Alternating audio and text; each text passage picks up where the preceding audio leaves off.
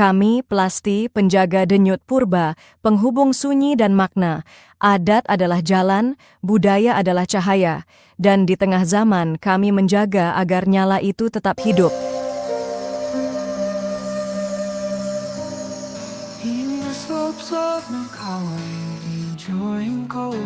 Oke, selamat datang lagi di sesi Deep Dive kita. Hari ini kita punya sumber yang menarik banget nih. Kita bakal kupas tuntas nih, sebuah perayaan budaya yang, unik dan kaya banget di Jawa Timur. Sumber kita kali ini, catatan tentang Festival 1 Suro 2025, Gunung Kawi. Coba kamu bayangin ya, ada ritual kuno, terus seni pertunjukan yang meriah, semangat komunitasnya juga kuat. Misi kita hari ini, yaitu menggali inti festival ini buat kamu, biar paham makna di balik kemeriahannya. Ini perayaan yang unik ya kelihatannya. Nah, misi kita kali ini apa? Kita mau coba bongkar nih, gimana perayaan Tahun Baru Jawa ini yang kolaborasi antara Perkumpulan Pelestari Adat dan Budaya Gunung Kawi atau Plasti, terus ada pengelola pos informasi wisata Dewondaru, plus masyarakat lokal dan komunitas spiritual, gimana mereka itu merajut tradisi, ya spiritualitas sama kebersamaan. Iya, tepat sekali. Fokus kita nanti lebih ke ritual-ritual kuncinya ya. Apa sih yang bikin perayaan Suro versi Gunung Kawi ini beda atau istimewa gitu dibanding yang lain? Nah, mari kita telusuri bareng-bareng detailnya. Oke, ayo langsung kita bedah. Mulainya itu Kamis malam, tanggal 26 Juni 2025, jam 7 malam WIB, langsung dibuka pakai istighosah sama selamatan tumpengan. Kenapa ya kok mulainya dengan kombinasi ini? Rasanya langsung khusyuk gitu ya? Betul. Memulai dengan istighosah kan itu doa bersama ya, minta keselamatan. Itu langsung pasang fondasi spiritual yang kuat. Terus tumpengan, nah ini kan simbol universal banget ya di Jawa, buat rasa syukur, harapan, kebersamaan.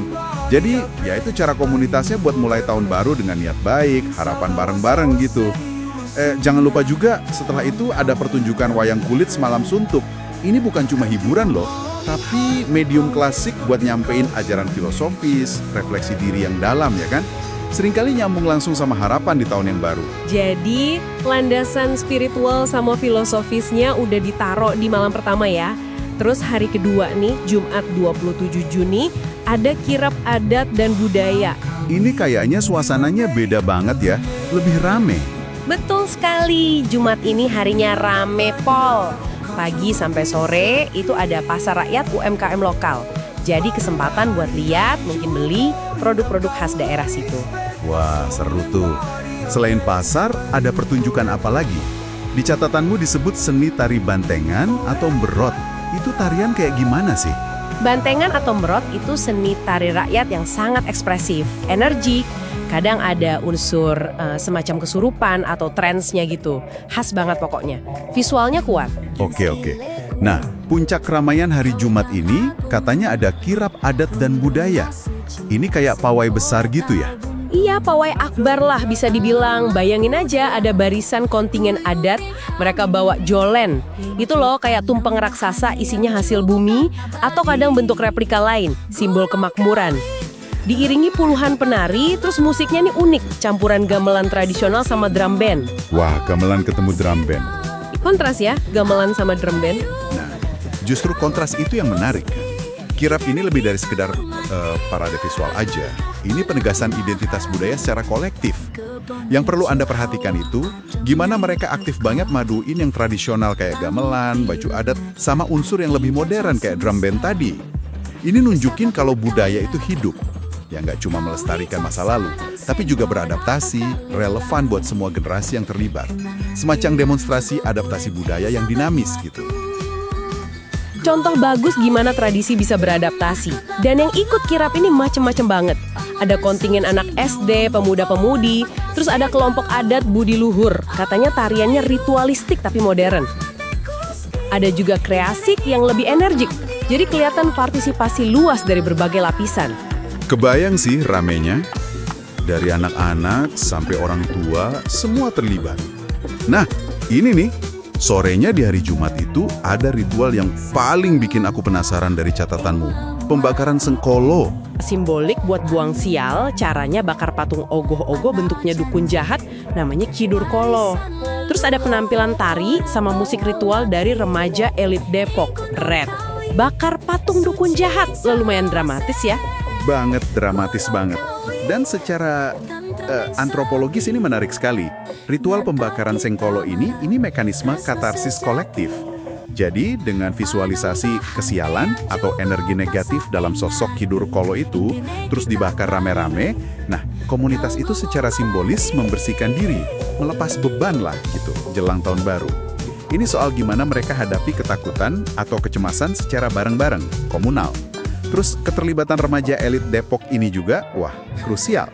Ini bukan cuma partisipasi biasa, tapi bukti nyata ada regenerasi, transfer ilmu, praktik ritual ke generasi muda, biar terus berlanjut gitu. Oke. Jadi semacam katarsis bareng-bareng gitu, melepas beban masa lalu secara simbolik. Terus setelah itu, malamnya ditutup lagi sama kesenian berot. Paham. Dramatis tapi penuh makna ya ritualnya. Oke, itu hari Jumat. Terus hari terakhirnya gimana? Sabtu 28 Juni. Dari pembersihan simbolis yang intens itu, kita pindah ke hari terakhir, Sabtu pagi 28 Juni. Fokusnya kayaknya geser ya, ke arah penghormatan warisan. Ada ritual jamasan pusaka, nyucihin benda pusaka gitu ya. Terus dilanjut pentas seni anak-anak PAUD sama SD. Iya betul. Ada pergeseran fokus yang bagus ya di sini. Jamasan pusaka itu kan momen penghormatan yang dalam ya ke leluhur, ke warisan material yang jadi wakil sejarah sama identitas mereka. Jadi soal merawat koneksi ke masa lalu. Nah habis itu langsung disambung pentas seni anak-anak. Ini kayak investasi sadar buat masa depan. Memastikan nilai-nilai, kecintaan sama budaya ini ditanam dari kecil. Jadi dalam satu pagi aja, festival ini udah ngerangkum penghormatan ke belakang sama nanam harapan ke depan. Lengkap banget. Luar biasa ya cara mereka ngerangkai kesinambungan itu. Terus festivalnya ditutup dengan cara yang rasanya membumi banget, ramah tamah sama makan bareng. Nah, penutup ini mungkin kelihatannya simple ya, tapi esensinya kuat banget. Jadi kalau kita simpulkan ya dari deep dive kita ini, Festival Satu Suro Gurung Kawi itu bukan cuma sekedar acara gitu aja. Ini lebih kayak ekosistem budaya yang hidup, di mana spiritualitas kayak doa, wayang, ritual bersih-bersih tadi, terus ekspresi budaya, kirap, jamasan, seni, sama penguatan komunitas, kolaborasi panitia, partisipasi lintas generasi, makan bareng itu semua saling nyambung dan menghidupi satu sama lain gitu ya. Semuanya pusatnya di Gunung Kawi. Sebagai penanda ganti tahun Jawa. Tepat sekali, rangkumannya pas banget. Ini contoh bagus gimana sebuah komunitas jaga tradisi biar tetap relevan, tetap bermakna di zaman sekarang.